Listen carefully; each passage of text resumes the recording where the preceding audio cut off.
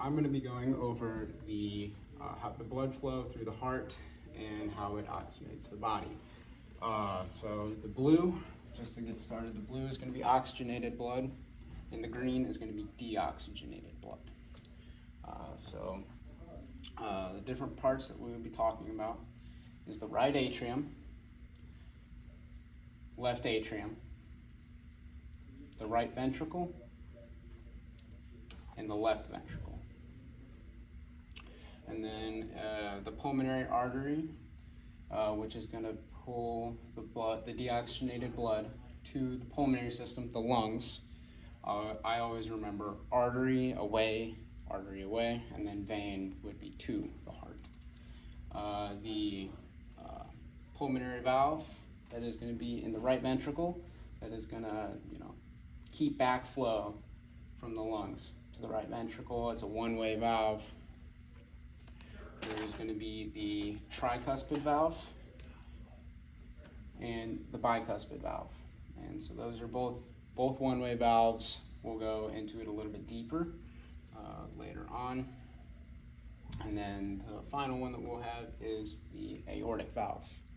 Same thing, one-way valve, keeping it from backflowing. So, and we're going to have the superior and inferior vena cava.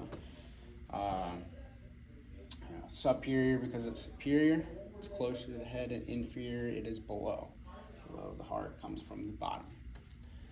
So, the superior and inferior vena cava pump deoxygenated blood. So this is blood that has been used up, deoxygenated blood into the right atrium. The right atrium will contract, pushing it through the bicuspid valve.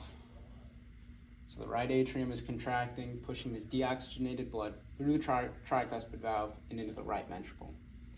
That same contraction, the pressure opens the pulmonary valve to the pulmonary artery. So after the contraction is complete, right atrium through the tricuspid valve into the right ventricle, the pulmonary valve is now open, which is going to allow the deoxygenated blood into the pulmonary artery to the lungs. So the left atrium, but before that, the lungs, the oxygen is going to be picked up from the deoxygenated blood. So it's going to drop off carbon dioxide and pick up oxygen. From there, it is going to go into the pulmonary vein to the heart. So this is now oxygenated blood. So oxygenated blood is going to go to the left atrium. All right. So the left atrium is going to relax. That relaxation opens up the bicuspid valve. So I always remember, to remember these two, you try something before you buy something. So you have to go through the tricuspid valve before you go through the bicuspid valve. Okay. So another contraction happens of the heart, and it pushes the oxygenated blood through the left atrium to the left ventricle, in turn opening up the aortic valve. The aorta is the main vein that it distributes to the rest of the body. It goes out it branches off into different, arterioles and things like that. I just called that a vein, sorry, that is an artery. Because artery away from the heart.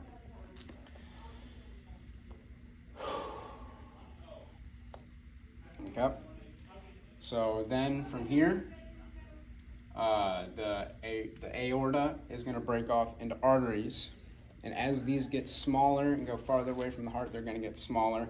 They're going to get turned into arterioles, and then eventually capillaries, which is this guy right here. This is where oxygen exchange happens and the tissues are oxygenated. All right. So you have the artery right here with the oxygenated blood, and the vein right here with the deoxygenated blood. So oxygenation is going to happen here in the arteries, or in the capillaries, sorry. Then the vein, and then that puts it into the venous system.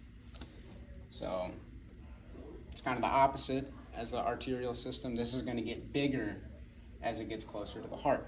So it's going to go from veins, going to get bigger in, as it gets closer to the heart, it's going to increase in diameter and thickness until you get to the inferior vena cava and superior vena cava.